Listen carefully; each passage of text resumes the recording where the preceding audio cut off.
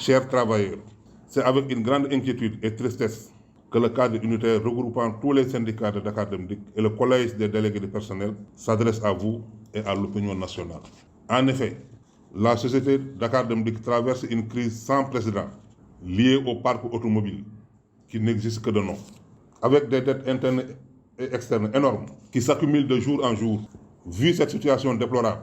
et préjudiciable aux usagers de 3D et à son personnel, nous interpellons directement Monsieur le Président de la République, son Excellence Monsieur Macky Sall, pour qu'il fasse de Dakar Dem Dikk sa priorité et lui rappeler que cette société qui est la première en matière de transport public, où travaillent plus de 3000 pères de famille. C'est pourquoi le cadre unitaire des syndicats de 3D, qui regroupe tous les syndicats de l'entreprise, demande à l'État l'arrivée imminente de 1400 bus de type Iveco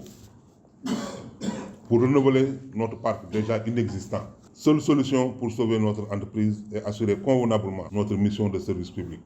car les usagers souffrent terriblement des longues heures d'attente au niveau de nos arrêts.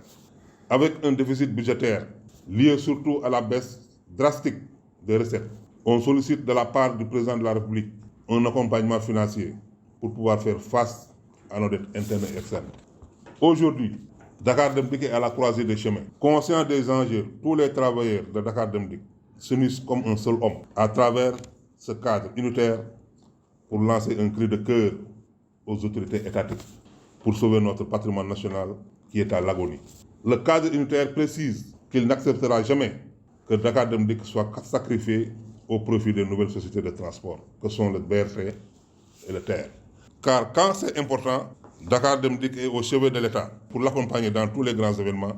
de la vie nationale. Le cadre unitaire demande au directeur général de respecter le plan de carrière du personnel et la mise en place d'un accord d'établissement dans les plus brefs délais et de veiller à la consolidation des acquis sociaux. Sur ce cadre, il lui suggère aussi de donner beaucoup plus de respect aux partenaires sociaux que nous sommes. tey dañoo boole suñu doole ñun ñëpp muy juróom benn syndicat yoo xamante ni ñu ngi Dakar Dem Dikk ak délégué du personnel yu nekk Dakar Dem Dikk yëpp ak suñuy njaboot ñëw tey pour waxtaan ak sénégalais yi mais ci kaw waxtaan bi tamit dañuy def lu dul wax ci situation bi nga xamante ni suñu kër muy Dakar Dem Dikk mu ngi koy dund. te population bi tamit nekk première yi nga xamante ni ñoom ñooy subir les conséquences lu ci mel ni xaar bu yàgg bi ñuy xaar kaar yi paan ci tali bi bëri lool waaye tamit ñàkk kaar bi nga xamante ni ñàkk nañ ko kaar ci suñu parc te loolu li ko waral mooy kaar yi nga xamante ni depuis 2014 la ñëwoon te boobu ba tey ñëpp xam nañ ni transport public du noppaluku guddeeg bëccëg ñu ngi daw dem nañ ba kaar yooyu màgget nañ. te dañoo am yaakaar ci président de la république di ko sant di ko am tamit confiance ci moom ci mu baral loxoom ba nga xamante ni projet 1400 bus yi nga xamante ni président de la république wax na ko te dénk na ko Dakar Dem Dikk ñu baral loxo bi pour que kaar yooyu mën a gaaw ñun tamit ñu mën a jox li nga xamante ni loolu la population bi soxla muy régularité ponctualité mais ak aussi respect heures yi. parce que ñu ñuy liggéey Dakar Dem Dikk tiit nañ parce que bu ñu gisee président di ibbi TER bi di ibbi stade Diamniadio di defar BRT ñun fi ñu nekkoon ba tey suñuy kaar yi ngi paan si tali bi te tamit tey li nga xamante ni mooy cotisation yi nga xamante ni ñu ngi koy dagg suñu salaire te yooyu tamit su dee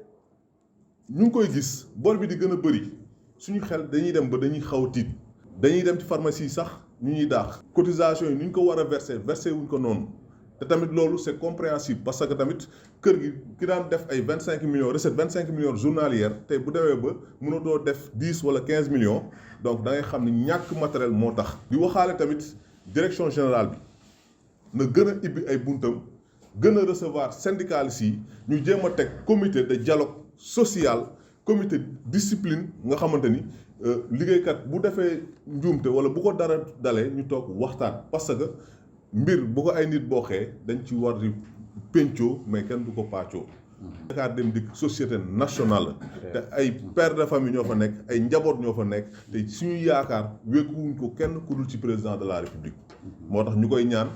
mu baral loxoom ci kaar yi bees yi nga xamante ni digg nañu ko te mu gaaw bu ko defee ñu mën a jàppale population bi mën a population bi bu taxaw si arrêt mën a jël bisu Dakar Dem Dikk.